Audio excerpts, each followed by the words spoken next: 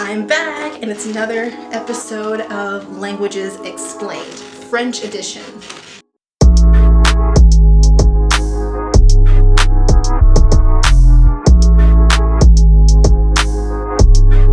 Okay, so as we've done the last episode in the series, which was on German. So if you are a German learner, or if you also happen to be learning German as well as French, then you can definitely check that video out. It is linked below. So this is a limited series that I'm doing where I'm explaining basically the confusing parts of the top 5 languages that I speak relatively well. So French is actually as I've talked about before, it is my #1 favorite language across the board because I've been speaking it the longest.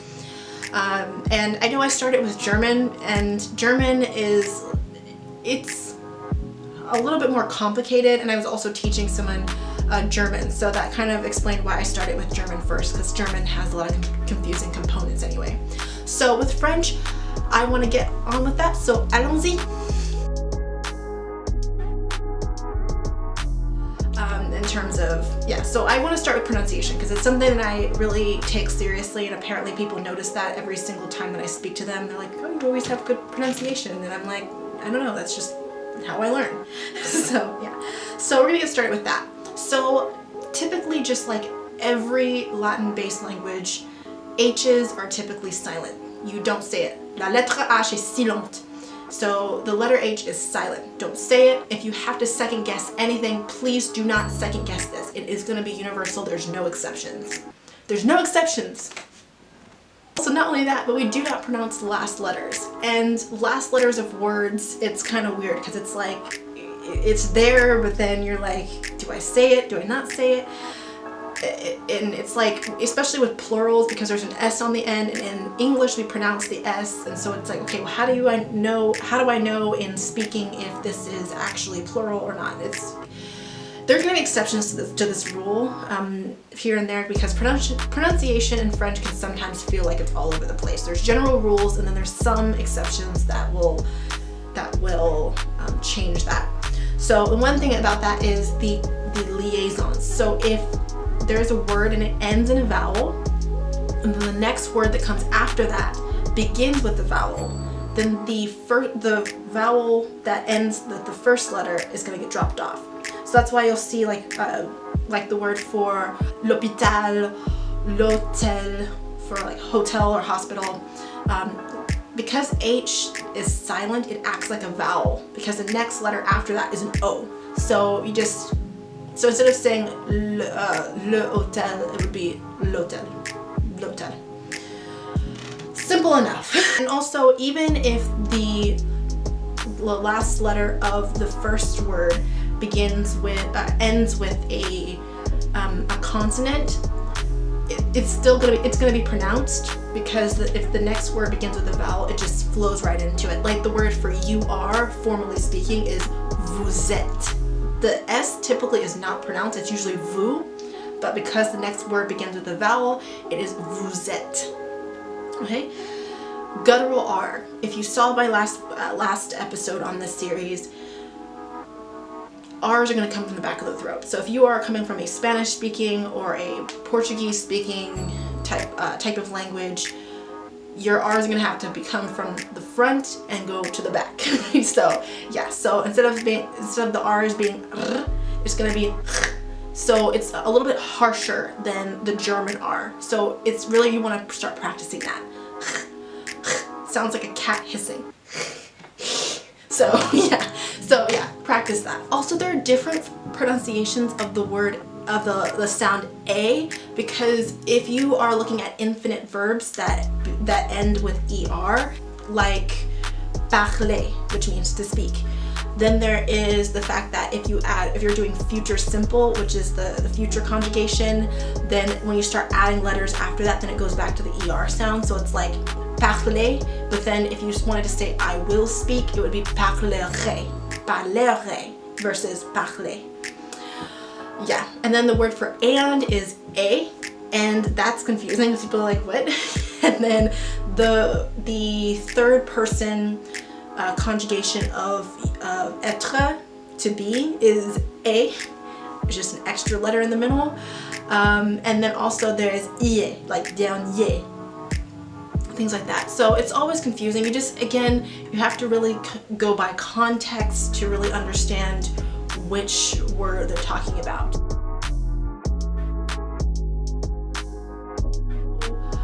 Next thing is genders. So there are 2 genders. So I know that we talked about the fact that there's 3 genders in German the last episode, but French just goes with the standard 2 genders, masculin et féminin. So with masculine and feminine, your definite articles are going to be le and la. If the word begins with a vowel, then it will be an L apostrophe. So like I was mentioning earlier with l'hôtel, l'hôpital, les œufs, l'œuf, like if you're talking about an egg, it just automatically just don't use the le, it just, I don't know, I guess maybe it's just that like they just want it to sound smooth, so they're just like, oh, apostrophe, like who needs that? Who needs that extra letter? And then also there's les. So that is plural. So anytime there's a plural object, there's just, you just take le and you add an s, and it doesn't matter if it's masculine or feminine. If it's plural, then you're still going to use les. Like if you're talking about les fromages, like cheeses, like different cheeses, you would still use les. If you're saying pizza, because pizza is feminine, so then you would still use les pizza, like the pizzas that we bought, the different variety of pizzas, you know, something like that. And then you have your indefinite articles, and that's going to be un and in. So the thing about this is that very much with French vowels and the fact that also they don't pronounce last letters for like a lot of different things, is you'll notice that a lot of the sounds are going to be nasalized. So they talking specifically with their nose. So because the last letter is a nasalized sound, that makes it sound like and it goes up in the nose when you say that. Versus when you add the E at the end, it becomes in, and that's a completely different sound.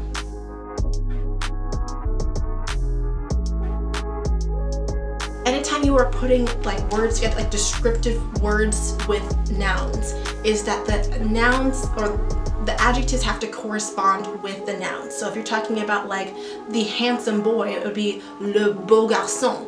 And then if you're talking about the beautiful girl, then it would be la belle fille. But the thing about it is that if you're trying to say plural, like the beautiful girls, it would be les belles filles. So there's like an S on the end of belle, but it's never pronounced, but you only notice it when you're writing. And the only way you notice that is because there is an article. And I will just say this right now, with French, you will never, ever, ever see a noun without an article. So even if it's like, if you're trying to say, I want pizza for lunch, you would say, je veux la pizza pour le déjeuner. That way you'll always know if it's masculine, feminine, if it's singular or plural. So again, all because they don't pronounce the last letters. Another thing that's important about genders is that in many cases it's very, very, very important to make sure that you are matching your articles with the noun. So when you learn them, you always want to learn it with the articles so that you know, okay, this word goes with this word. Because sometimes the context will change what you're talking about based on the gender. So the word for book is le livre, it is masculine, le livre. But if you wanted to say half a kilo, you would say la livre. So if you're going to a supermarket, you don't want to say that you want un livre, because they're like, tu peux aller à la bibliothèque. You can go to the library, you know. Or, you know, like if you're going to a store, like if you're going to a library and you're asking for a half a kilo, and they're like, what? So there's that. And then there's also the difference between un raisin and une raison. Un raisin is a grape. And then also une raison means a reason. Qu'est-ce qui se passe? Je n'ai pas une raison à vivre. Je pense que j'ai une raison dans ma poche.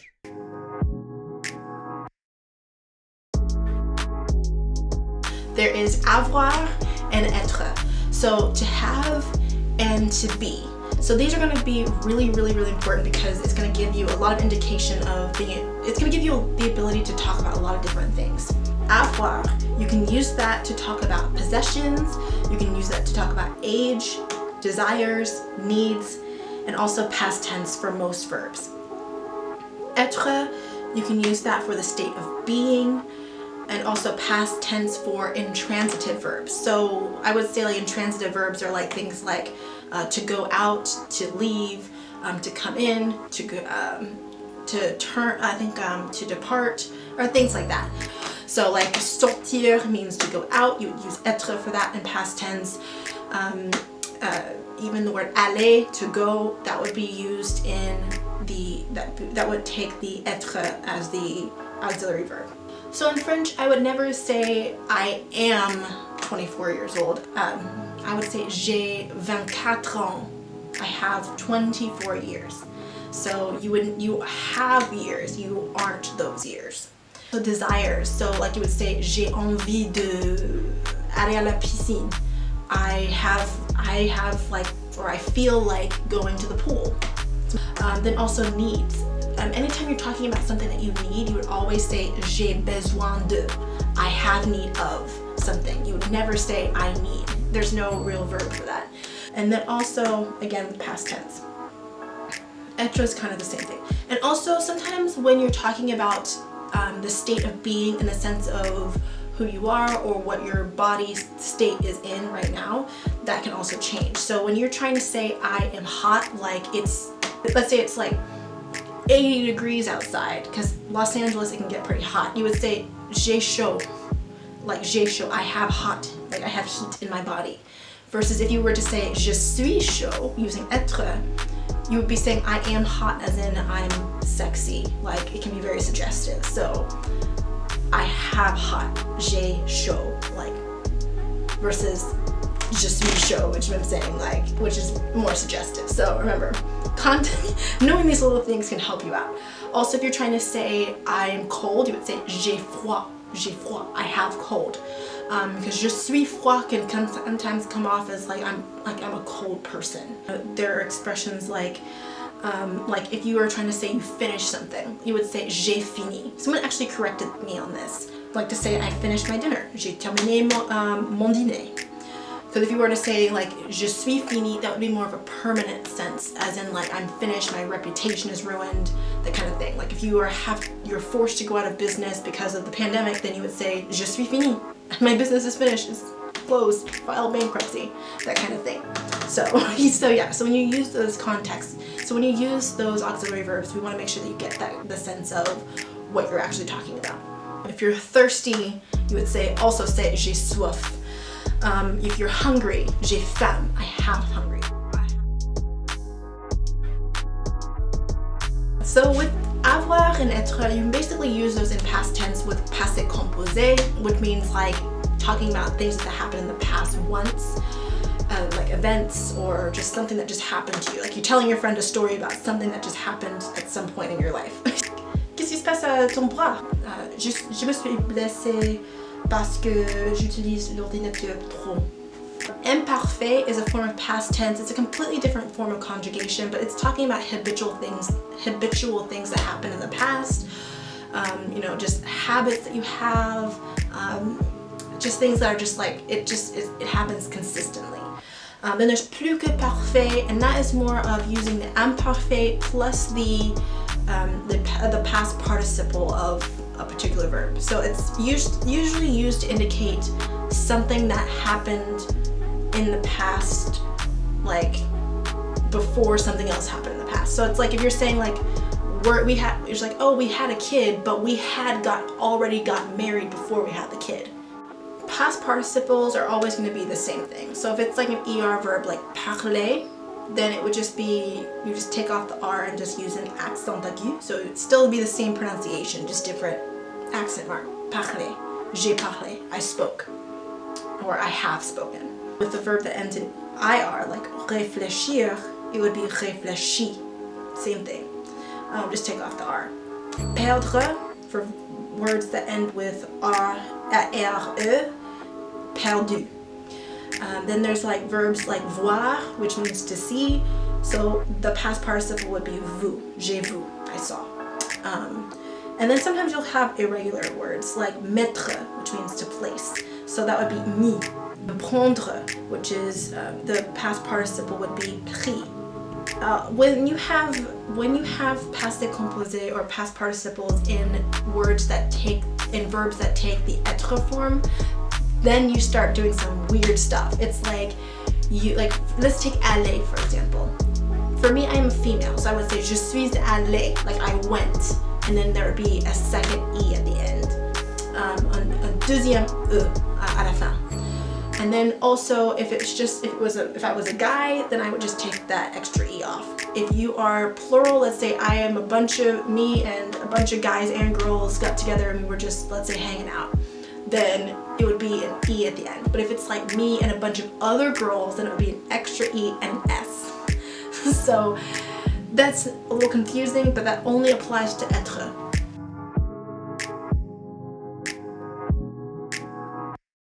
Yeah. So my recommendation with verb conjugations is you just memorize a pattern. Every ending is going to have a different ending. So for example, you have your 6 pronouns. There is je for I or me, tu, you, informally speaking. Then there is il, elle, on, he, she, or one.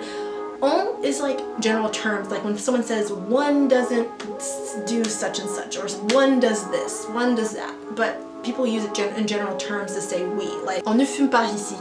Nous, which means we. And then you have vous, which is you formally, or it will be you plurally. So if I'm talking to a classroom of children, then I would say vous, you all, or I'm assuming there's multiple people watching this video, so I would use vous.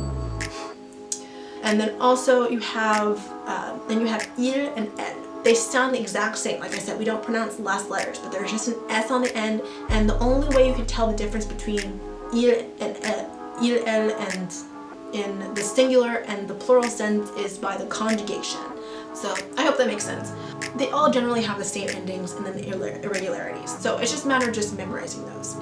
Okay, so numbers I'm going to touch on because this is where people get confused.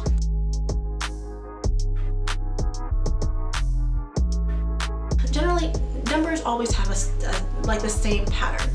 So in French, it would be 1, 2, 3, 4, 5, 6, 7, 8, 9, 10. So, and then there's also zéro, but I don't always really include it. But those are the basic 10, like first 10 numbers that you're gonna actually know. And then from there, it kind of gets a little weird. So then there's 11 and 12, 13, 14, 15, 16, like there's a pattern, and then all of a sudden at 17, it's like, it automatically goes into 17, 18, 19, like 10, 7, 10, 8, 10, 9, and just kind of goes into that. And so it's like halfway through the teens, it's like, all right, we're gonna just change this up. Like I said, French, it's kind of complicated. And then not only that, but then also once you get past like 21 or 31 or any number that begins with 1, it's like always 21, 20 and 1. And then there's like 21, 20 and 1. And it just always starts that way. And then it's always the repeating pattern. 22, 23, 24, like 22, 23, 24. So there's that. And then not only that, but then when you get past 60, which is 60, then in France, they typically will go 70. And it's like, which is 60, 10. But then Belgium is like, no, like 70. So you just start doing math, like 70, 70, 71, 72, like it's like 60 plus 11 plus 12 plus 13. So it's really confusing. And then when you get to 80, it's 80, which 4 times 20, which is 80. To 90, it's 90, 91, 12. It's like, I don't make this up. This is just how they do it. So you just start doing math, and then you get to 100, which is just so. Yeah, so so I would just say that's just briefly how numbers work. And then from there, once you get past 1,000, that 1000, then it's million, milliard. And then there's the word milliard, which basically means like thousands, and it gets a little confusing, but I'm here to just make sure that you are aware of it and it's easy for you to kind of pick up when you see it.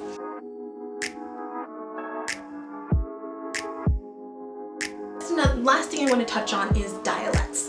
So a lot of times language is going to be different depending on what country or what particular French-speaking person you're talking to. So for example, with Belgium, they're like 70, no, no, 70.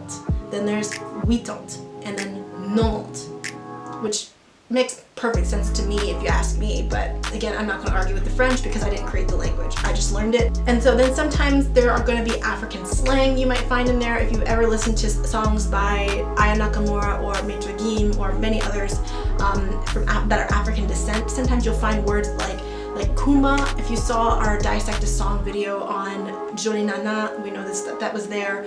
Kuma, like it's common to hear someone say j'ai kuma, like I spoke. Or you'll say jo, like Aya Nakamura uses that a lot in her songs, which basically I know it just translates to meaning like she's talking about a guy. Then there's Jaja, which is her song. I don't necessarily know specifically what that means, but I think that that's like the female version of what she's talking about with a jo. So I don't really know. You'll just find different words and you're like, what's that? Quebecois, I don't hardly understand them half the time because they speak really fast and they smush things together. So earlier with the example of je suis allé, I went. They might say je suis allé. What?